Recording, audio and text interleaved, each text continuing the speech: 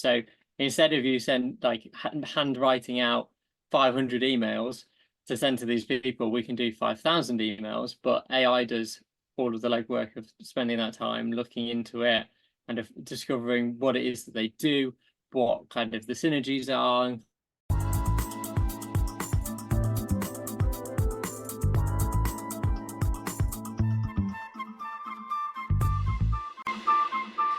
Hey everyone, welcome back to another episode of the Book More Show. It's Stuart Bell here, and today super excited, joined by Daniel Spence. Daniel, how's it going, buddy? Yeah, I'm good, thank you. Thank you so much for having me on. I really appreciate it. Pleasure. This is going to be interesting. So you and I were talking in the week. We've known each other for a little while, introduced through a mutual friend. But when we got to chat, I think there's a couple of things that you do that's going to be really interesting for our audience, because it's really around that personalization and, well, it's really around automation, but the bit that really kind of pushed my buttons was the personalization around some of that automation. So why don't we start off with a bit of background about you and the organization, and then we can kind of bridge into those thoughts and how it ties in with some of the authors or what would be authors listening here. Yeah, of course. Yeah, that sounds like a plan. So I started off, in fact, my background in e-commerce, I started off my first e-commerce store while I was at university, and COVID happened and everything else. So I suddenly had a load of free time on my hands, so kicked that off. And basically scaled that and got to the point where all of a sudden I had no life because it took up all of my spare time. So I was looking at kind of what automations I could put into place to kind of free up all of my time. And then ChatGPT came along, which is just a miracle in its own means. So we were looking at kind of what tools I could put into my business so that it kind of automates that. So the e-commerce stores are still running. I've now got 3, and I think I've spent probably 20 minutes on them today, just because they're automated and all of the systems are in place, so it just happens. From there, I got talking to a couple of other people and implemented similar things into their companies, and was able to do all of this really cool stuff, like implementing AI and kind of automating whole entire processes and things like that. But yeah, I couldn't find anybody who wanted to sit down and talk to me about it. And kind of like almost a sales opportunity for me, it was really hard to come by. So from there, I kind of started looking at, okay, how can I generate leads for myself? And basically was doing all of these manual different jobs and things like that to kind of get in front of people and get people sat down, and then realized that, hold on, I could automate all of this. And like for somebody who's building automations, well, what the hell am I doing these one by one? So it was a bit of a mind shift and change. And then from there, it was all of a sudden I was getting more people on calls, but more people were actually interested in the lead gen services than they were on me automating their whole entire workload. They were more interested in more business and more time back. Right. And it's kind of gone from there, really. I think that's interesting, isn't it? The whole kind of scratch your own itch type problem of building the thing that's most useful to you, and then suddenly that hits the right kind of angle in the marketplace so that there's more interest. The AI automation agencies, there's a stack of stuff there. I wonder if part of the problem is that it's too broad of a problem set. Like, it's almost like you're going out to the audience and saying, well, we could do anything, so tell us what you want. And then the audience, on the other hand, is saying, well, tell us what you can do, because we're not sure what we want, because all of this is new. And that's what makes it difficult in the conversation. Yeah, that's a big gap you've got to bridge, is their knowledge of what's possible times by like what actually they need doing. Like I almost always used to go in with like, look, pretty much everything's possible. Use your wildest imaginations of like what we could do. But almost always the call ended with like, okay, what do you find useful? What do other people do in the space? And Right. it's like, well, at the time it was like, oh, well, I'm working on this lead generation thing for me. And that actually got more interest than anything else. But yeah, a lot of it was about kind of almost educating and then kind of solving the problem. Yeah. I think that's what ties in nicely with the book conversation. So a lot of times we're working with business owners who do multiple different things, financial advisors. There's many different types of clients that they're working with. Vets are working with different types of animals. Coaches are working with different types of clients. So it really is that mindset of dialing in the specifics of where you want to start the conversation, and something that makes it easier for the audience on the other side to recognize themselves and say yes to and raise their hand, which I guess is very much your experience. Start talking specifically about lead generation and how people can personalize that, and people who are interested, just makes it so much easier for them to say, oh, that sounds like me, let's have a conversation. Yeah. Yeah, and I mean, with the lead generation side, there's two sides of it that I kind of was discovering while doing it. You can either do mass or you can do really personalized. Mass doesn't really work because, like, everyone from reading the first line of a cold email, you know that nobody has taken any time to read this. They have no idea who you are, and that they've Right. sent it to a million other people. Same on LinkedIn, same on pretty much any platform. And then the personalized side is great, but you can do nowhere near enough volume to start the conversations, which, similar to the kind of book, you're being able to build the credibility and then share it in multiple places, and you've put the time into it. Whereas to be able to do both is really complex. So that's Right. kind of where AI can kind of plug in and fill that gap, is adding the customization to a mass system. Yeah, so that's a great point. So let's talk a bit more specifically then about what the solution is, or at least one of the solutions, the kind of starting place for that conversation. And then once we've kind of set the scene for people, we can bridge it more specifically into their books, because I think there's some ideas that we were talking about the other day that were percolating in my mind a little bit. So we'll kind of close that gap a little bit. So why don't we start by talking about the solution, and what tool or what strategies can people put in place for using AI to get some kind of, if not mass, then more volume, but keep that personalization? Yeah, so I think one of the biggest things is that's simple to do. You can do this fairly, it's still somewhat manual, but if you were able to upload a list of leads, names, and websites, you can get normal ChatGPT or Perplexity or any of the other AI tools to write a custom email to each person by them going onto the website. We've built it out on scale so that we can literally dump a list of 10,000 people in, and it will write 10,000 cold emails to these people, mentioning whatever specifics that you want. If you want to mention numbers, or normally we request like add some information here that only somebody who's been on the website could know, and Right. then kind of in the right kind of tone, addressing the right kind of people, and that's where the real value is. So instead of you send like handwriting out 500 emails to send to these people, we can do 5,000 emails, but AI does all of the legwork of spending that time looking into it, kind of discovering what it is that they do, what kind of the synergies are, and kind of like, and you can kind of put all of these things together. And the beauty of it is we can kind of prompt it and change it according to company. So we build these out across multiple different people. So that's a really good place to start. It's also a good way to kind of narrow down whether or not people are relevant to you. So we work with a events company that does everything from like your Christmas parties all the way through to like massive corporate international events, and kind of where you're hosting thousands of people. And we were tasked with their lead generation, and with the tools that we built, we were sending basically scrapers off to their website. AI would read through their website and decide which package was most relevant for them, and then they would get a Ah, custom proposal based on the package and what it expects. So let's yeah, say you've got a panel of speakers, so therefore we know we need at least 6 microphones. So therefore you need the silver package over the bronze package, which has just got 2 microphones. So yeah. you can really take it to the next level with that. And actually, that's quite interesting way of thinking about it, because it's not just kind of variable substitution of, is this person this type of company versus that type of company, and fill Yeah. in the blanks type thing, which does get very robotic. But to be able to customize the packages or customize the approach. So when I liken it to the book business, we often talk to people about titles first, because it's oftentimes the starting point of the conversation. People are wanting to narrow in their title before they then think about the content. So with the title types, we've got 5 types that we typically talk to people about. There's how-to books, name it and claim it, just do it, information gold mines, and question magnets. And those 5 have got criteria around each of them. So say, for example, you were in an industry that was pretty data heavy, and you had access to specific data sets because of the industry that you worked in, but the end user didn't have that, kind of like a market data type position, then that's more of an information gold mine, because that's a differentiator that you've got.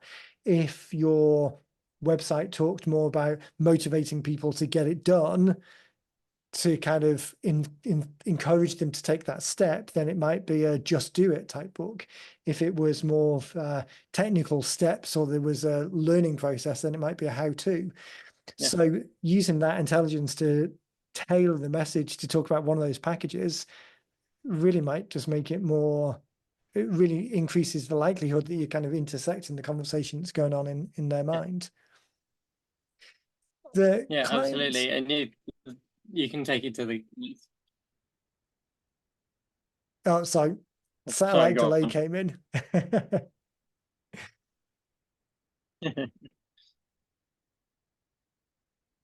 You were saying that you were going to Oh, taking it to a further wait. level.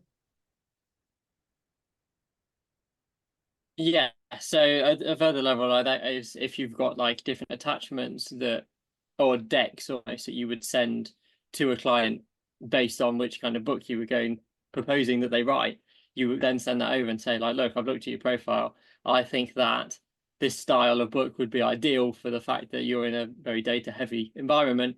And then that outreach can be completely tailored to them. So not only are you adding that personalization of like, oh, I saw that you're in this kind of space, you've been doing it for 20 years, how impressive.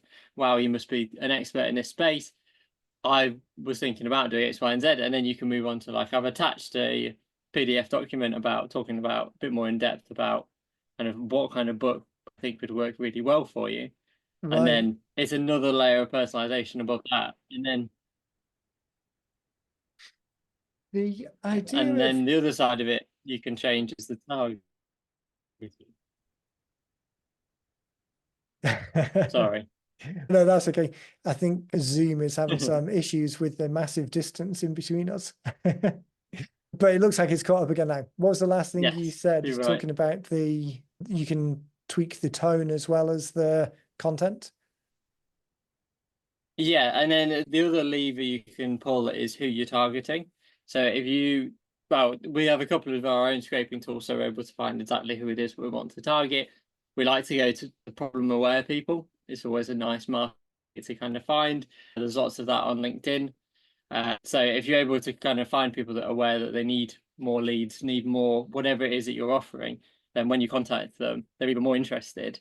But within that, you can like sub niche people. So if you know that you're going after accountants to write X style of book, then you've already made a personalization by choosing to just target them.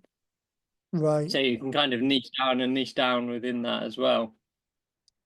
Is this solution, is this kind of automation best for a B2B role? Because typically businesses have got more information out there rather than B2C, which might be more difficult to find information on them. So yes, but saying that, one of our clients that does the absolute best out of this is in the PR space. So they're still going for kind of like the C class coaches or kind of people in those kind of spaces.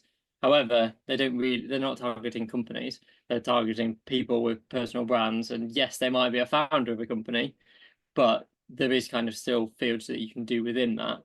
Right. Definitely. I wonder whether the B2C play, there's still some level of intelligent integration into the message. So being able to send out a customized message, but using some of the automation to pull in elements around the time of year, the conversation that's likely to be going on in their head. When you think about parents, we had a college prep. We've done a couple of books for kind of like the college prep type area, either on the financial side or the enrollment side, and sending out messages to those parents, but based on the time of year in a way that might be onerous to do manually, but to have some automation to be able to give it that level of intelligence.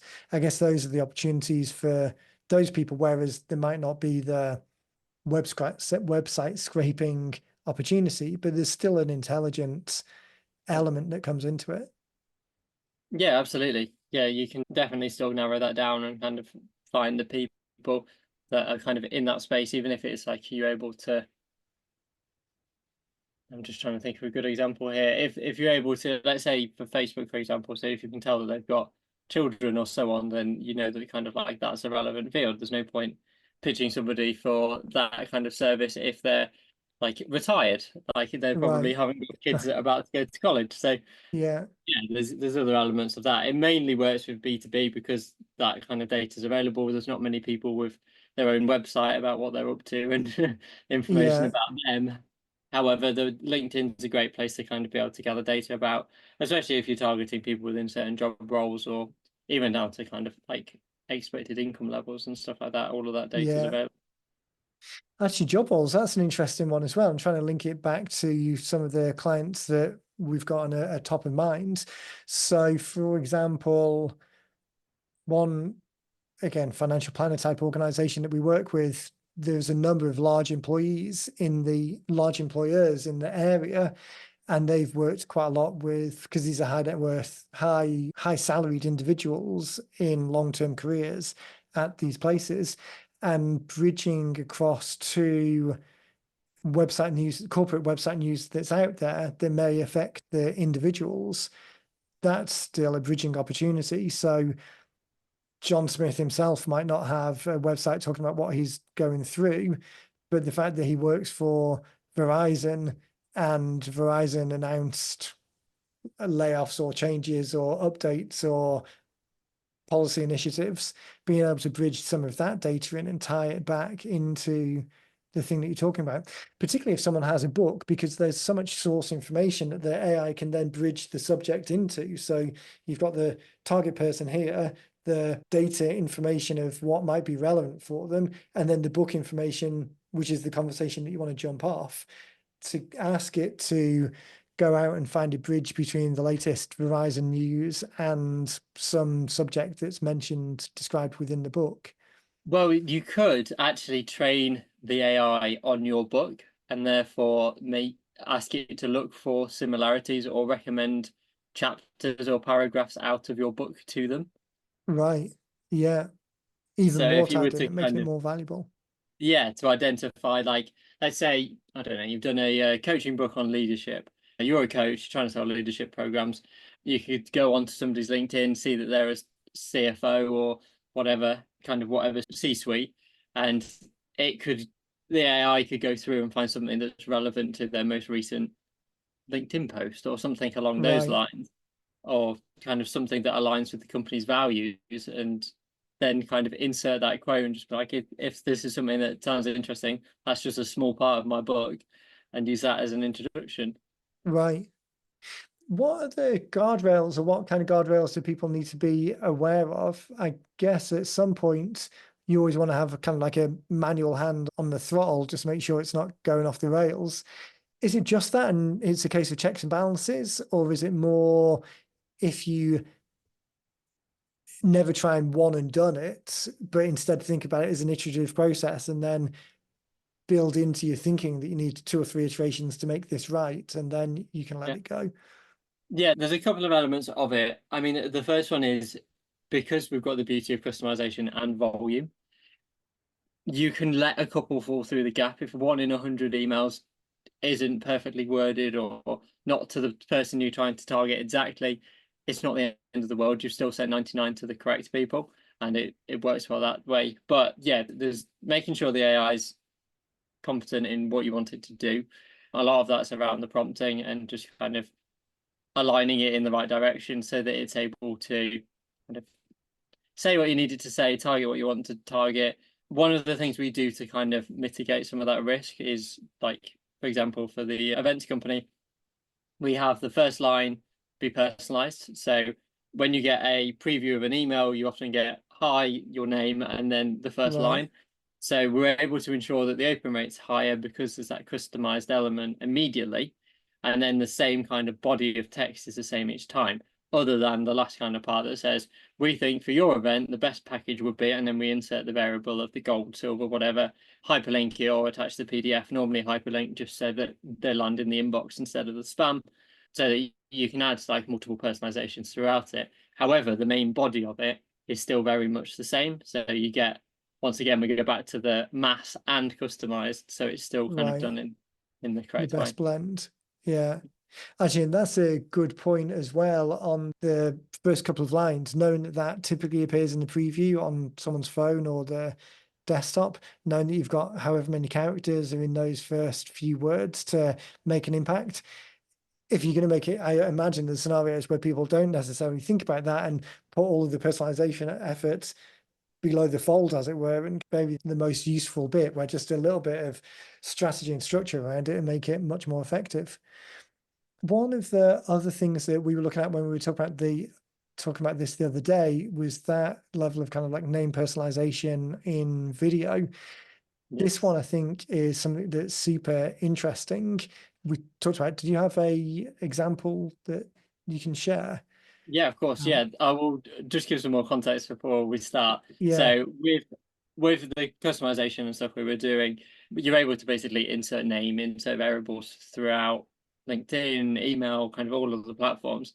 And we were also attaching video. So we would do a video kind of talking through basically what we were offering, just in a way that we could stand out against everybody else in the noise and kind of like cut through, because a thumbnail of a video is much more interesting than just a black and white text on a piece of line paper. of text. Yeah, Yes, and then we got to the point where we could pre-record the audio of me chatting and then change what I was sharing on the screen. So we could then insert their website. So then all of a sudden, instead of it just being a video that I've sent to everyone, there's a video that I've made just for you on your website, but the pre-recording was still the same one. So it was still me saying the exact same thing. It was just fairly generic, kind of like talking about websites, not particularly yours, but it was still a nice way, and it did work, and people were more impressed by the personalized element of it. And then all of a sudden, places like 11 Labs and some other kind of big AI companies came up with video and voice cloning. So we then moved it to removing my face from it. So we were sharing the screen and we just did basically a voiceover using the AI voice, and we were able to say their name, say company name, and stuff like that. But as the technologies emerged and kind of developed, even over the last couple of months, we've now been able to add in video and the voice seamlessly, as well as sharing any screen or anything like that as well. yeah. So now we've gone from sending them a video all the way to a completely personal, completely bespoke video that we're kind of sending to clients. I think that's the exciting thing. It's the speed at which this changes and develops. I was looking at this 6 months ago and it was okay, but still a little kind of uncanny valley, clunky a little bit. But the example that we were looking at earlier in the week, I mean, it really is, you'd really have to look hard to be able to notice the seams on anything. And in fact, you had a funny story of the only time that someone had questioned whether it was AI was because they'd actually pronounced the AI pronounced the name correctly rather than incorrectly, and which seemed inconceivable to the person. Yes, so it was like, hold on, how did you get my name right? It must have been AI. Right. We've been chatting with kind of a variety of different people and business owners even, and you'd be surprised by the number of people that either don't know ChatGPT exists or knows it exists, but I've used it a couple of times and it's all right, I guess. Some people have no idea that you can clone somebody's whole entire face and Right. add these personalizations. I mean, there are some people that, like, I can watch these videos and spot them, but because I've made it and kind of built some of the technology Been in behind it, it. it's just like, oh yeah, I can see it. However, some people wouldn't even know that's an opportunity. So this level of personalization is just so different to what they're not used to receiving. And I think it will get to the point where if you haven't sent somebody a personalized AI video, they're going to be blown away by the fact that, oh, you haven't bothered. But we're at Right. such a nice time now that we're on the edge of the technology that we are getting those really good responses and engagement and everything with it because it's something different. Yeah. Good enough that it's worthwhile doing and early enough that it's not just another piece of noise. It's still different enough to be unique. Yeah. Yeah, absolutely. Did you have an example that we can Yeah, share? I can put an example up. Yeah, let's screen sharing should be on. So I think if you've got Yeah. one, and that way, as people watching, I think it just really crystallizes it because it's not until you actually see it that you can see the difference. So I'm not 100% sure whether audio will come through. I think it will, but in case it doesn't, I'll quickly describe what's going on. Yeah, that's fine. So this one is a bit of a demo that we just use for people. I will show you one that we actually use live for clients, but you can play Spot the AI. Hi, Dan. My name is Elise, your personal travel agent. A trip just came across my desk and I instantly thought of you. I know you love action-packed getaways full of adventure and lots of adrenaline. So there's two variables in there. The Okay, first one is Dan. Hi, Dan. And then the next one is action-packed getaways. So we just did this as an example. You could change it to romantic getaways. You could change it to whatever you fancy. The next bit goes on to say about a hot air balloon ride across the desert, which is really exciting and adventurous, but also quite romantic if it's framed in that way. So right. just an example to kind of show the difference on there. Yeah. And even the quality of that. So this is a full screen image and the mouth placement and movement. I mean, you would even looking and watching for it. I mean, like you say, we kind of see these behind the scenes a little bit, so could probably spot where the section was. And also knowing that we were looking for variables to Yeah. be implanted, you kind of tune to that type of thing. Even with all of that, this is still, I mean, really good. And I would imagine that 99% of people wouldn't notice it because they're not looking for it. No, let me just play the high down again at the beginning because it is, yeah, surprisingly good. Hi, Dan. My name is Elise. You just wouldn't notice at all. Particularly someone, when you think about the use case, I mean, we're on a 30-minute podcast specifically talking about this and looking at it. When you think about the use case of someone receiving it, I'm probably looking at it on their phone because it's come from an email and they're clicking through and they might be doing something else.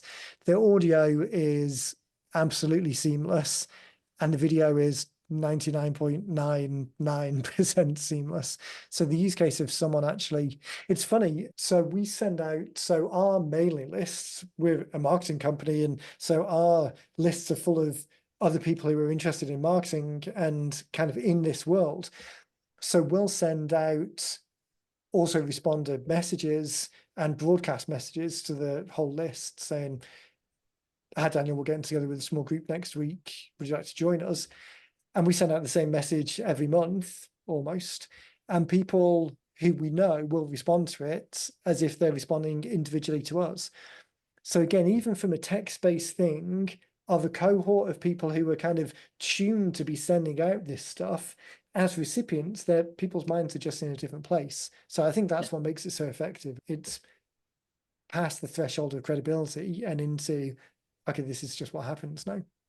Yeah. Yeah. And I think so. I mean, lead generation is a massive side of this, like being able to basically have a personalized sales letter for each person is massively valuable. You can get much more across in a video than you can in a message before somebody switches off.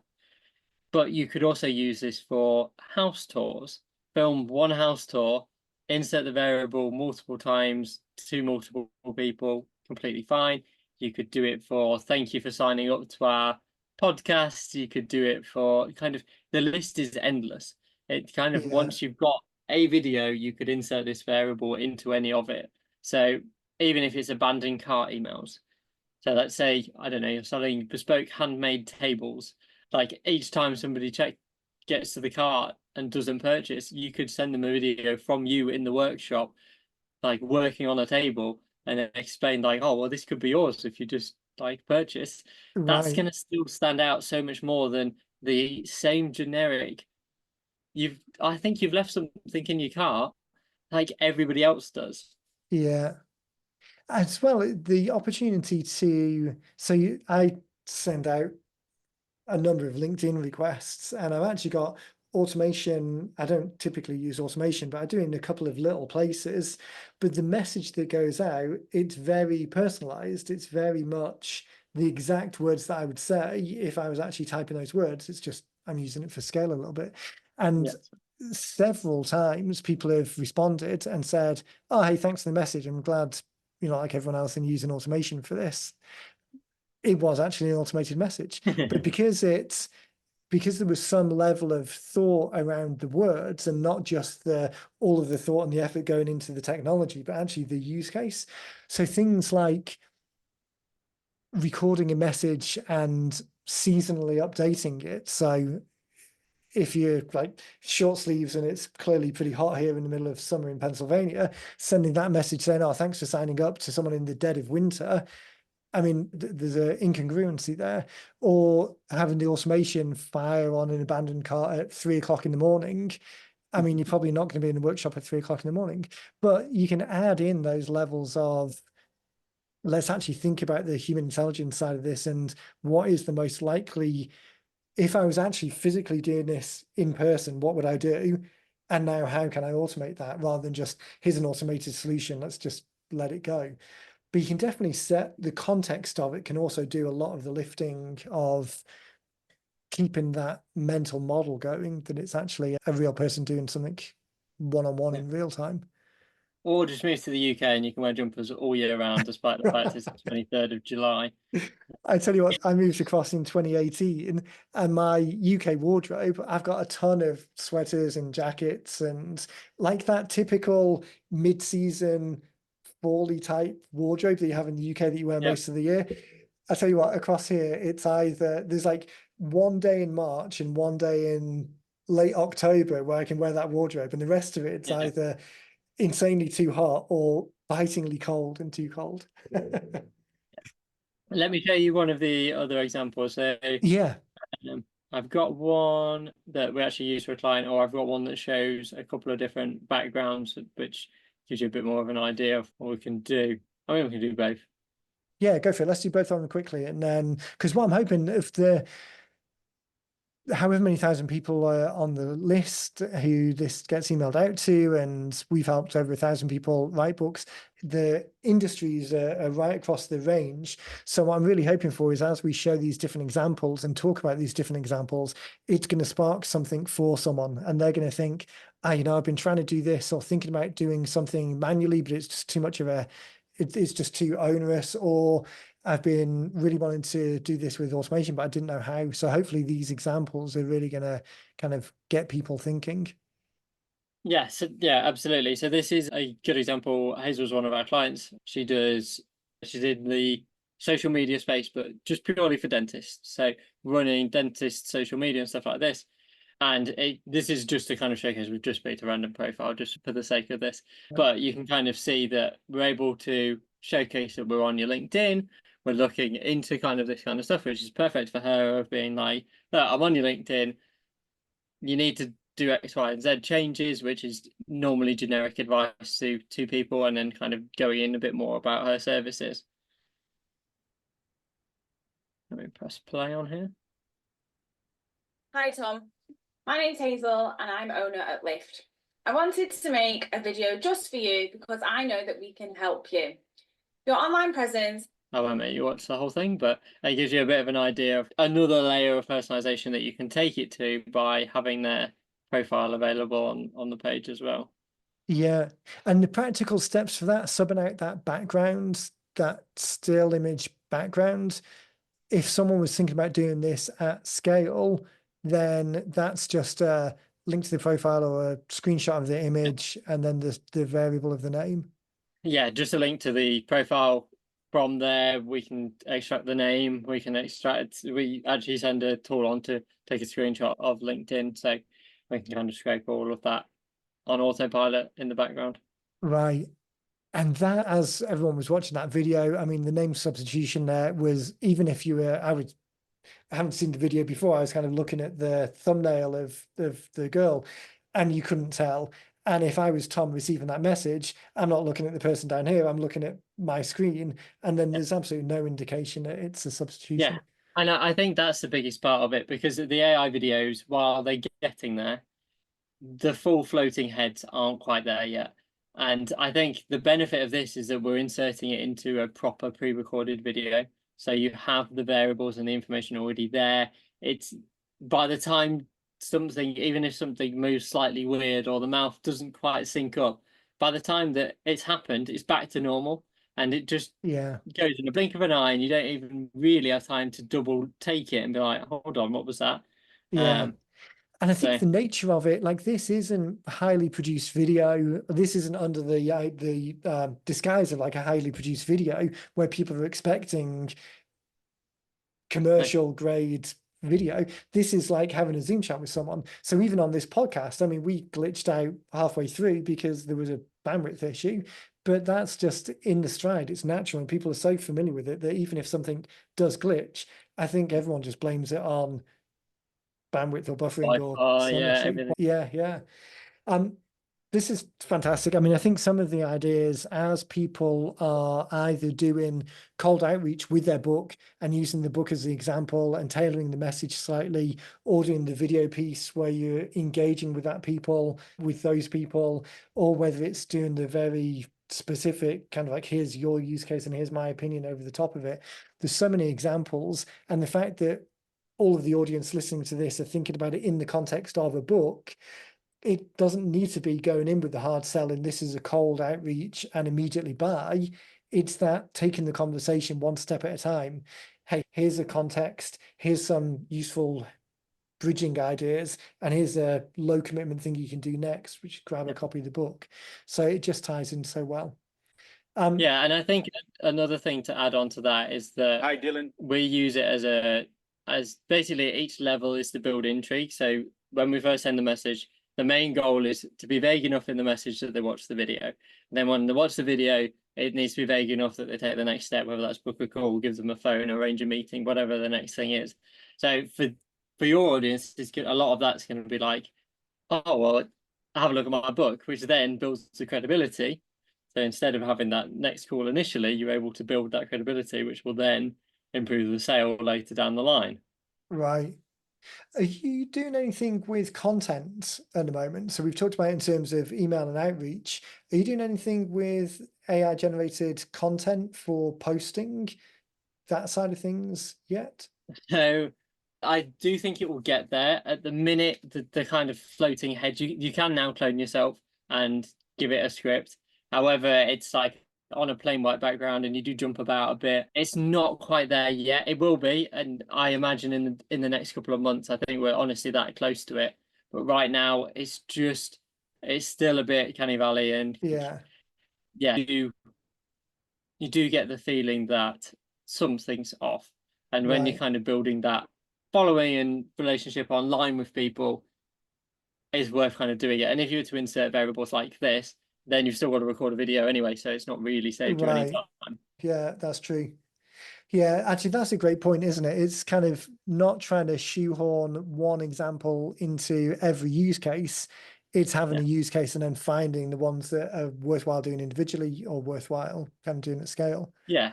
Yeah, and I think the other thing is to really, like, you can make the video feel more niche and like you've taken that time by just tailoring it slightly differently to, let's say you're going after C-suite, you could do one to CEOs, you can do one to CFOs, you can do, and like make a different one for each one. It takes you a minute to record it, 2 if you mess up the first one and have to do a second one.